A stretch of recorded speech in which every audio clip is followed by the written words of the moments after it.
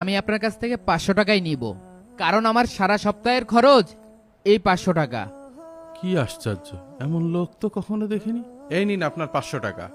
আচ্ছা ভাই, আপনার নামটা কি? স্যার, আমি সকালেই বলেছিলাম আমি আপনার কোনো প্রশ্নের উত্তর দেব না। আজব লোক তো। হুজুরের কাজের প্রতি সন্তুষ্ট হয়ে সাত্তার সাহেব পরের দিন আবার হুজুরকে কাজে নিতে আসে।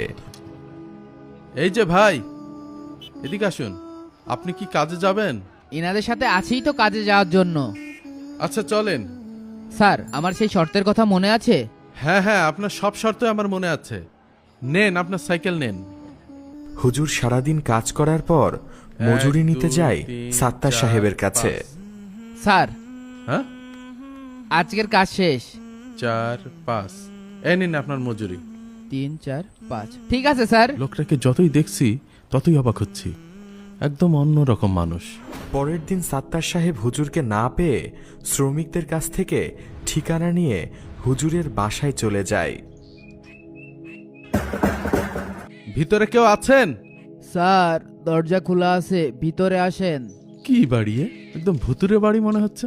আসসালামু আলাইকুম। ওয়ালাইকুম আসসালাম। স্যার বসেন।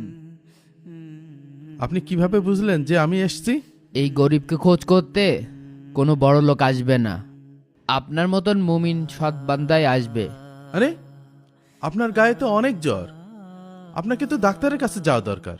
স্যার, আমি আপনার অপেক্ষাই করছিলাম। এই টাকাটা আর এই আংটিটা রাখেন।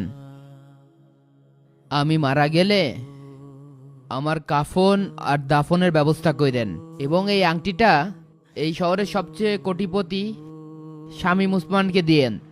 হুজুর, এখন তো আপনার নামটা বলেন।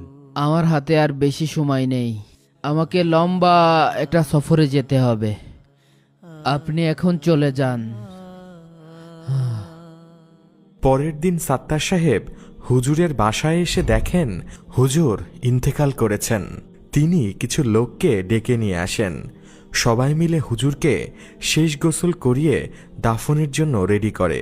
হুজুরের ইন্তেকালের ঘটনা পুরো এলাকায় ছড়িয়ে পড়ে। পাড়া প্রতিবেশীরা কবর খুঁজতে ব্যস্ত হয়ে পড়ে। সবকিছু শেষে হুজুরকে সবাই রেখে আসে অন্ধকার কবরে।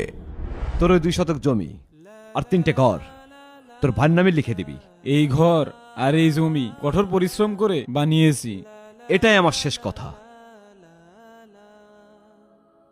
স্যার, সাত্তার নামের একটা লোক আপনার সাথে দেখা করতে এসেছে। ওকে আসতে দাও। আসসালামু আলাইকুম। ওয়ালাইকুম আসসালাম। স্যার, আপনার একটা আমানত আমার কাছে